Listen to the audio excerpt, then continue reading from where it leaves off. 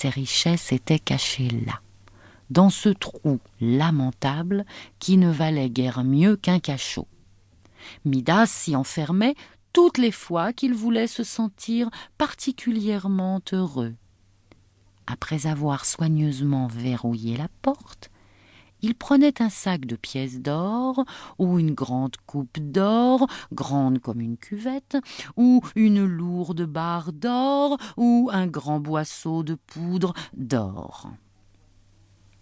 Des coins obscurs de la salle, il les transportait sous l'unique et mince rayon de soleil dont la splendeur tombait d'une lucarne semblable à celle d'une prison.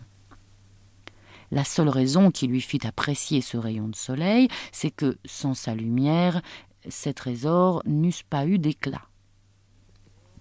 Alors, il se mettait à compter les pièces du sac.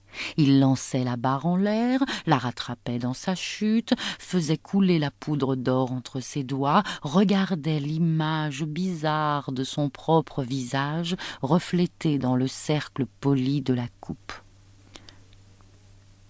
Tout le temps, il se disait « Oh, Midas, riche roi Midas, que tu es heureux !»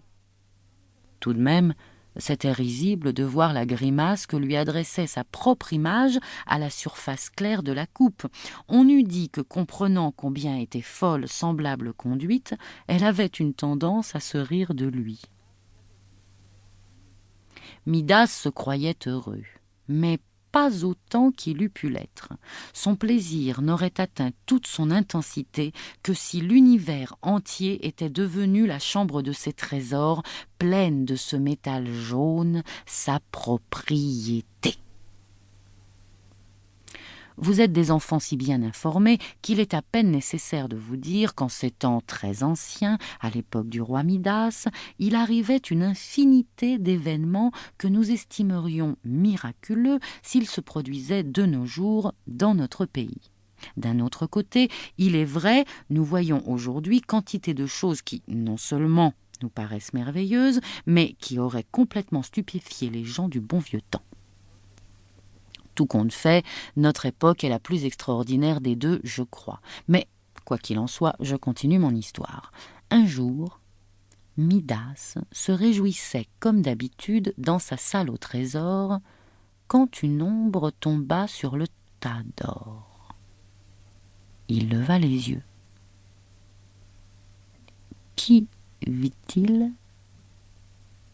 Un étranger debout sous l'étroit et brillant rayon de lumière. L'homme était jeune, son visage joyeux et vermeil. Soit que l'imagination de Midas répandit une teinte jaune sur toute chose, soit, pour tout autre motif, le roi ne put s'empêcher de trouver que le sourire avec lequel l'étranger le regardait avait une sorte de radiation d'or. Et ce n'était pas douteux, bien que sa silhouette interceptât la lumière, les trésors accumulés brillaient d'un éclat plus grand qu'auparavant. Ils n'étaient pas jusqu'aux coins les plus reculés qui n'eussent leur clarté quand l'étranger souriait, comme s'il y avait eu là de petites flammes, des étincelles de feu. Midas était certain d'avoir soigneusement tourné la clé dans la serrure.